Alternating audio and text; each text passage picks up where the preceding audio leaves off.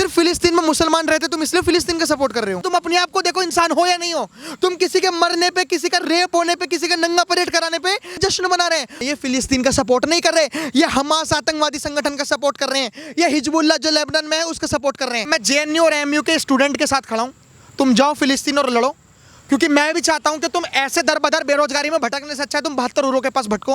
मेरे को आजकल के नेता नहीं दिख रहे जो राम मंदिर पे ज्ञान पेल रहे थे कि भाई राम मंदिर बनवा दिए, इससे बढ़िया तो तुम मेडिकल हॉस्पिटल बना लेते, इससे बढ़िया स्कूल बना लेते। आज तो 35 एकड़ में पूरे संसार में युद्ध छिड़ा हुआ है। आज वो नेता ज्ञान फैलने वाले नहीं दिख रहे और उल्टा फिलिस्तीन का समर्थन कर रहे हैं।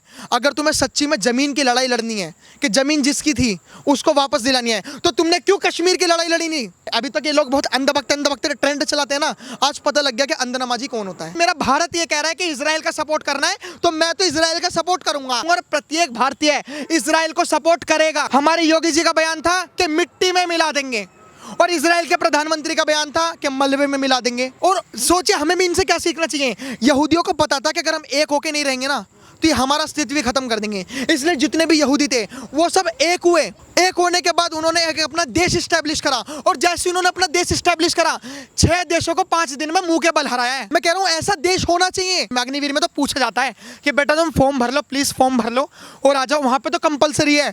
एक महिला ने 5 आतंकवादियों को गिराया मार के, और वहां के जितने भी लोकल के लोग हैं उन्होंने 25 को गिराया है। सोचो अगर अग्निवीर के ऐसे ऐसे लोग निकले हमारे भारत देश में, तो मैं गारंटी से कह रहा हूं मुझे जरूरत नहीं है और मेरे भारत देश को जरूरत नहीं है देशभक्ति जगाने की, वो अपने आप ही हैंडल कर लेंगे।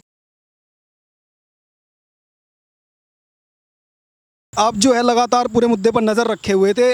आपने इतने दिनों में जो स्थिति देखी कि 5000 रॉकेट सोते हुए बच्चों के ऊपर, लोगों के ऊपर, आम पब्लिक के ऊपर जिस तरीके से हमास ने दाग दिए, उसके बाद से आपने आज तक जो स्थिति होगी कि ओवैसी तक उसके समर्थन में उतर आए हों, भारत के अंदर रैलियां निकल रही हैं, पूरी स्थिति पर आपका क्या रुख है? आपने कहा कि 5000 मिसाइल हमने देखी, मैंने देखी और 5-6 दिनों से पहले से देखी। ये मिसाइलें उनको क्यों नहीं दिख रही जो फिलिस्तीन का समर्थन कर रहे हैं? कि ये जो लड़ाई है ना, ये लड़ाई युद्ध नहीं है, ये आतंकवाद की लड़ाई है। और ये जो हमास के जो लोग हैं, ये जो आतंकवादी जितने भी हिजबुल्लाह है, ये लेबनान का जो हिजबुल्लाह है और ये जो फिलिस्तीन का जो हमास है, ये लोग लड़ाई से ज़्यादा डर बैठाने की कोशिश कर रहे हैं कि जितने लोगों को हम किडनैप करेंगे, जितने लोगों को हम मारेंगे, उतना ही उनके मन में डर बैठेगा। और सबसे बड़ी बात तो दुख की ये होती है कि जब आतंकवाद के समर्थन में पूरा संसार और पूरा देश, हमारे भारत देश की कम थोड़ी ना है। हमारे भारत देश के विचारधारा के अलग अलग लोग रहते हैं।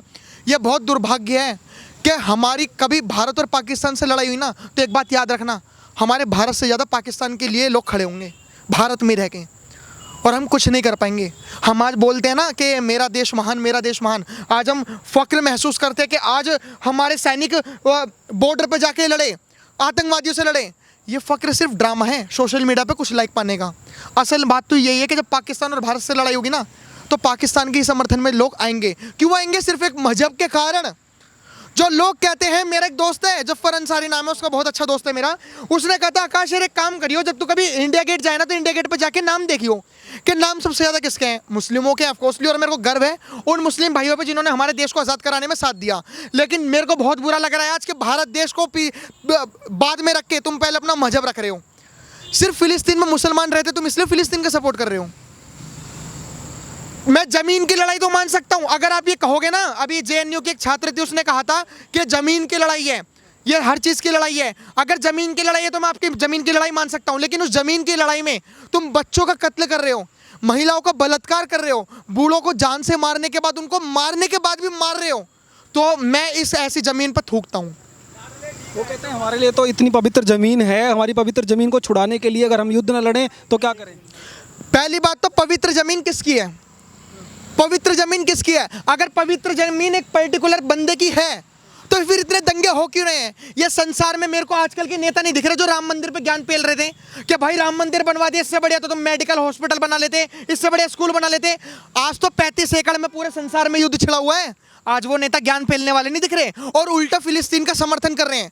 अभी अगर आप जो फिलिस्तीन का समर्थन कर रहे हैं ना, अगर आप उससे पूछोगे कि आप फिलिस्तीन का समर्थन क्यों कर रहे हो, तो वो ये नहीं कहेंगे कि मैं मुसलमान हूँ या मैं अपने मजहब से बिलोंग करता हूँ, मैं इसलिए समर्थन कर रहा हूँ, बल्कि वो ये कहेंगे कि हमें बहुत दुख हो रहा है कि फिलिस्तीन की ज़मीन पे इजराइल ने कब्जा कर लिया, हम इसलिए लड़ाई लड़ना चाहते हैं। अगर तुम्हें सच्ची में ज़मीन की लड़ाई लड़नी है कि ज़मीन जिसकी थी उसको वापस दिलानी है, तो तुमने क्यों कश्मीर की लड़ाई लड़ी नहीं?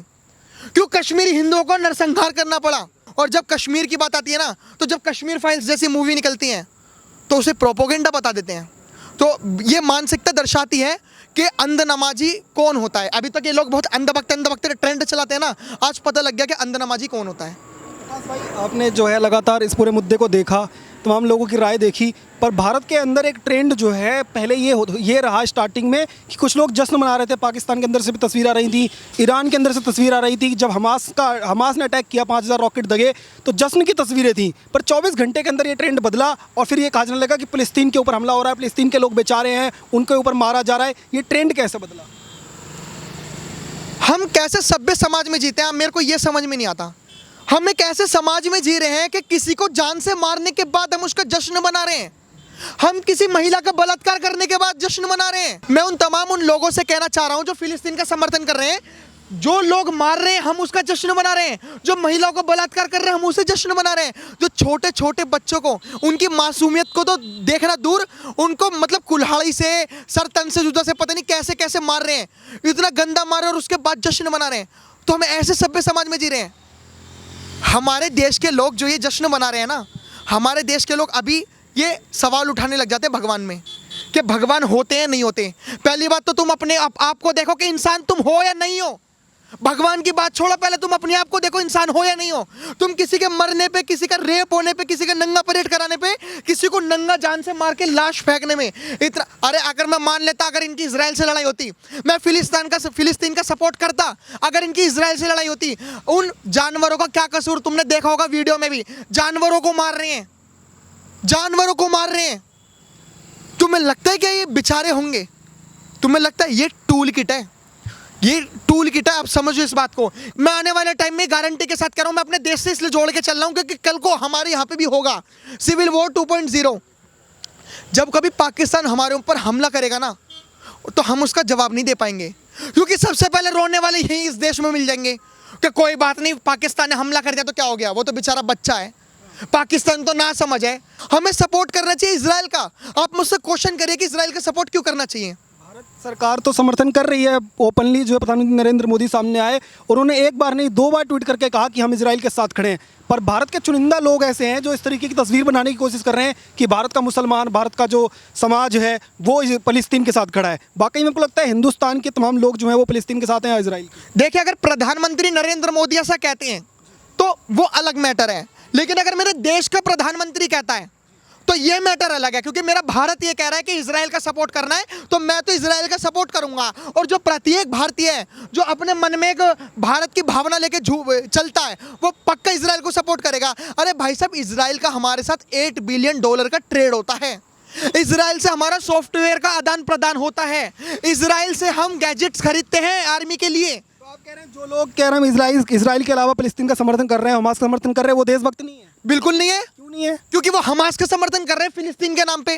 फिलिस्तीन तो खुद ऑफिशियली तौर पे कह रहा है कि हमने दंगे नहीं करे। हमारे फिलिस्तीन ने खुद ऑफिशियली कहा है कि हमास नाम का आतंकवादी संगठन बैठा हुआ है और वो दंगे कर रहा है, और हमास ने खुद एक्सेप्ट करा है। सोचिए, एक ऐसा संगठन, एक ऐसा आतंकवादी संगठन जो हमास का सपोर्ट कर रहा है, वो हमास ऐसा आतंकवादी संगठन जो लोगों को मार रहा है, इजराइल के लोगों को, खुद एक्सेप्ट कर रहा है कि हमने मारा।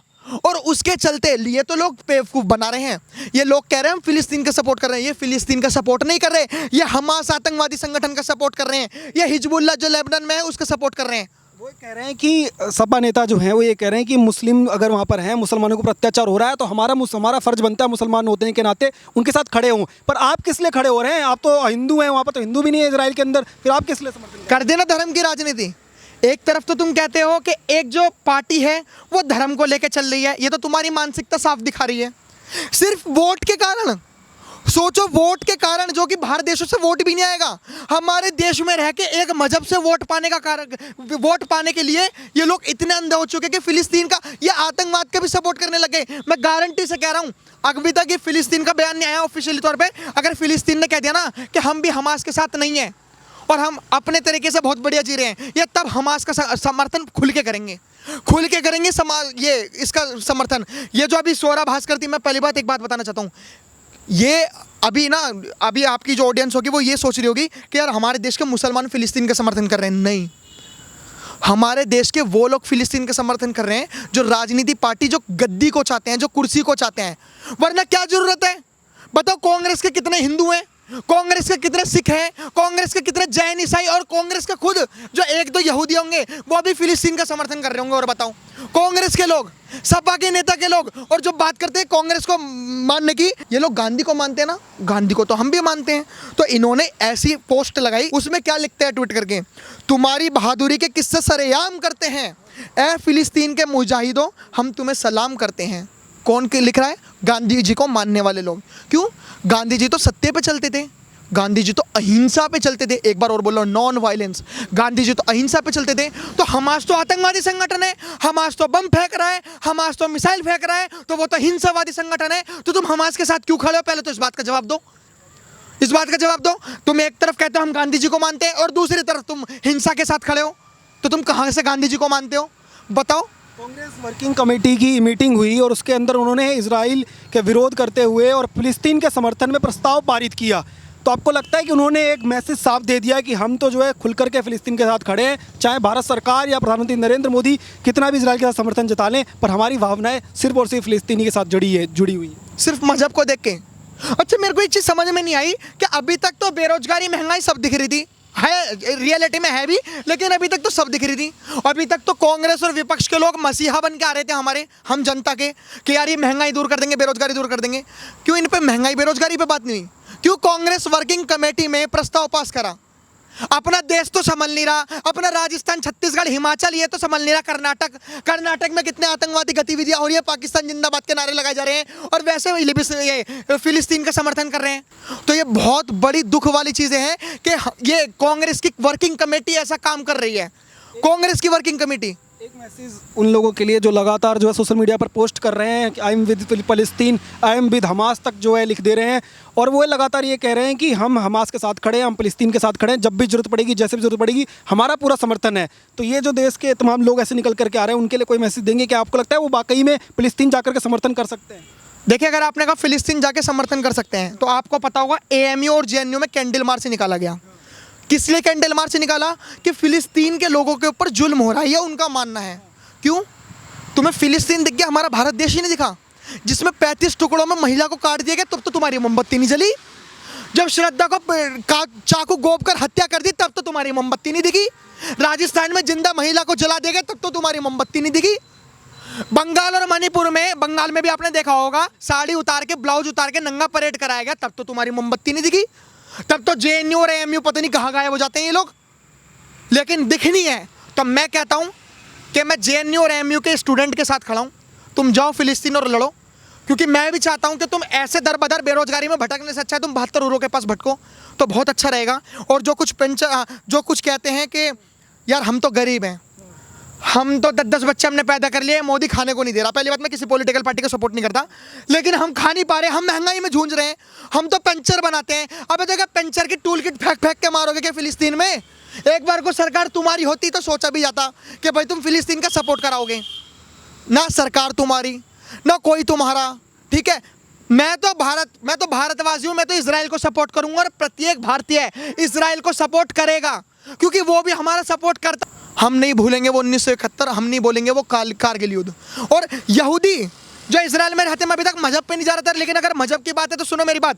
यहूदी खुद कहते हैं, अभी भी कहते हैं कि भारत एकमात्र, हमें पूरे संसार में सताया गया। ये यहूदियों का कहना है कि हमें पूरे संसार में सताया गया, लेकिन एक भारत ऐसा देश है जिसमें हमें बहुत प्यार से रखा गया, और हम भारत को अपनी माँ मानते हैं। वो तो हिंदू नहीं है, ये लोग कहते हैं कि माँ तो हिंदू ही मानते हैं भारत माता को, वो तो यहूदी हैं, वो खुद कहते हैं हम भारत को अपनी माँ मानते हैं। तो जो इजराइल के लोग हैं ना, वो भारत के प्रति इतनी निष्ठावान रखते हैं कि हमारे भारत के खुद देशवासी, जो अभी लोग कह रहे हैं ना कि इंडिया गेट पे इतने लोगों का नाम लिखा हुआ है, वो तक नहीं रखते हैं। आपने देखा होगा कि असदुद्दीन ओवैसी को लगातार जो है बाबरी मस्जिद की बात करते थे, बाबरी मस्जिद को लेकर चर्चा करते थे, लेकिन इस बार वो अल-अक्सा मस्जिद के समर्थन में उतर आए हैं, उसके समर्थन में नारे लगा रहे हैं और कह रहे हैं कि गाजा जो है वो जिंदाबाद, फिलिस्तीन जो है वो आगे बढ़े, इस तरीके के नज़र आ रहे हैं। आपको लग रहा है ये जो एंट्री इस मामले में इनकी हुई है, क्या यहाँ से एक मैसेज को देना चाहेंगे उनके लिए? जो असदुद्दीन ओवैसी ने कहा है कि गाजा जिंदाबाद, मैं पहली बात तो एक बात बताना चाहता हूँ कि जो वहाँ का जो मंत्री है, प्रधानमंत्री है इजराइल का, उसने पता नहीं कैसे, यार हिंदी उसको आती है वैसे, आपको से मैं पूछ रहा हूँ, कैसे नहीं कह रहे हो नहीं आती? हमारे योगी जी का बयान था कि मिट्टी में मिला देंगे, और इजराइल के प्रधानमंत्री का बयान था कि मलबे में मिला देंगे। एक शब्द का ही तो अंतर है, दोनों ने सब सेम बोला। तो ये तो बेवकूफ़ी है, गाजा तो मलबे में मिल चुका है। तो मैं यही कहना चाहता हूँ असदुद्दीन ओवैसी जी से मैं प्रार्थना करता हूँ कि प्लीज़ आप फ़िलिस्तीन जाइए और अपने जितने भी कौम के जो लोग हैं, बहादुर कौम, बहादुर लोग, उन्हें फ़िलिस्तीन लेके जाइए। मैं चाहता हूँ कि वो 72 हूरों के पास मजे लें। वहाँ पे अंगूर भी बहुत सस्ते हैं, वहाँ पे 72 हूरें ऐसे अंगूर खिलाएं। जब 1948 में इसराइल जब इस्टेब्लिश हुआ था, मैं आपको थोड़ी आपकी जनता को स्टोरी बता देता हूँ, वो सुन रहे होंगे कि यार क्या है इसराइल फ़िलिस्तीन। इसराइल यहूदियों का देश है, वो पहले वहाँ रहते थे जर्मनी में। और सोचिए हमें भी इनसे क्या सीखना चाहिए। यहूदियों को पता था कि अगर हम एक होके नहीं रहेंगे ना तो ये हमारा अस्तित्व भी खत्म कर देंगे। इसलिए जितने भी यहूदी थे वो सब एक हुए। एक होने के बाद उन्होंने एक अपना देश इस्टेब्लिश करा, और जैसे उन्होंने अपना देश इस्टेब्लिश करा 6 देशों को 5 दिन में मुंह के बल हराया है। थप्पड़ मार मार के भगाए, थप्पड़ अरब देश जो जितने भी हैं। और जो बात कर रहे हैं कि मुस्लिमों की, तो यूएई मुस्लिम कंट्री है, क्यों वो इजराइल के साथ आ रही है? मैं जाहिर सी बात कह रहा हूँ। इजराइल तो साफ कहता है कि हमारे अस्तित्व की लड़ाई है, अगर हम नहीं लड़ेंगे तो हम यहाँ से मिटा दिए जाएंगे, इसलिए हम लड़ेंगे डट करके, और चाहे जितने भी देश हमारे विरोध में आ जाएं हमें फर्क नहीं पड़ता। ये होना चाहिए। मैं मजहब की बात नहीं कर रहा, मैं उनके अस्तित्व की बात नहीं कर रहा, मैं कह रहा हूँ ऐसा देश होना चाहिए। अगर हमारा भारत देश, अगर अग्निवीर इतने सारे निकलेंगे, अगर ऐसे, अभी सोचो, अभी एक महिला थी, एक महिला आम नागरिक थी, और आपको पता होगा इसराइल में ट्रेनिंग देना कंपलसरी है। जैसे हमारे अग्निवीर में तो पूछा जाता है कि बेटा तुम फॉर्म भर लो, प्लीज़ फॉर्म भर लो और आ जाओ, वहाँ पर तो कंपलसरी है। एक महिला ने 5 आतंकवादियों को गिराया मार के, और वहाँ के जितने भी लोकल के लोग हैं उन्होंने 25 को गिराया है। सोचो अगर अग्निवीर के ऐसे ऐसे लोग निकले हमारे भारत देश में, तो मैं गारंटी से कह रहा हूं मुझे जरूरत नहीं है और मेरे भारत देश को जरूरत नहीं है देशभक्ति जगाने की, वो अपने आप ही हैंडल कर लेंगे। हम भी इसराइल के साथ हैं, और इसराइल को जो भी मदद चाहिए हम देंगे, क्योंकि ये लड़ाई, ये युद्ध नहीं है, ये आतंकवाद की लड़ाई है। और अगर इसराइल हारा तो कहीं ना कहीं वो एक एक करके चिन्हित करेंगे हमें, चाहे वो हिजबुल्ला हो, चाहे वो क्या कहते हैं हमास हो, चाहे वो ISIS हो, चाहे वो PFI हो, और तमाम जितने बड़े बड़े संगठन हैं, वो प्रत्येक देश को टारगेट करके उसे कब्जा के। लेबनान में जो हिजबुल्ला नाम का संगठन है लेबनान देश में, उसके पास 50,000 मिसाइल हैं। किस आतंकवादी के पास 50,000 मिसाइल आती हैं? जाहिर सी बात है वो एक सेना है, और उन्होंने लेबनान पे कब्जा कर रखा है। तो मैं नहीं चाहता कि कल को जब भारत की लड़ाई हो आतंकवादियों से तो हम सिर्फ अकेले लड़ें। मैं गारंटी से लिख के दे रहा हूं, आज अगर हम इसराइल का समर्थन करेंगे तो कल को अगर हमारे किसी आतंकवादी से लड़ाई होगी ना, तो फिर वो अमेरिका भी आएगा, ब्रिटेन भी आएगा, फिर वो फ्रांस भी आएगा, फिर वो क्या कहते हैं जर्मनी भी आएगा, जर्मन के जो लोग हैं ये सब आएंगे। तो मैं यही कहना चाहता हूँ कि इसराइल का सपोर्ट करो, आपके सपोर्ट की बहुत ज़्यादा ज़रूरत है। ट्विटर पे करो, मुझे पता है कि हम लोग गन लेके तो जा नहीं सकते, तो ट्विटर पे करो, ताकि जो इजराइल की जो एम्बेसी है हमारे भारत देश में वो देखे कि हाँ भाई भारत देश के लोग इजराइल को बहुत सपोर्ट कर रहे हैं। बहुत बहुत धन्यवाद। तो आकाश भाई को आप लगातार सुन रहे थे, इन्होंने साफ शब्दों में कहा कि ये जो लड़ाई है वो धर्म की नहीं है बल्कि आतंकवाद वर्सेज इंसानियत की है, और ये लड़ाई जो है वो इंसानियत जीतेगी, और पूरी दुनिया जो है वो इजराइल के साथ खड़ी है। आप जुड़े रहिए, देखते रहिए न्यूज़ टैंक। धन्यवाद, जय हिंद।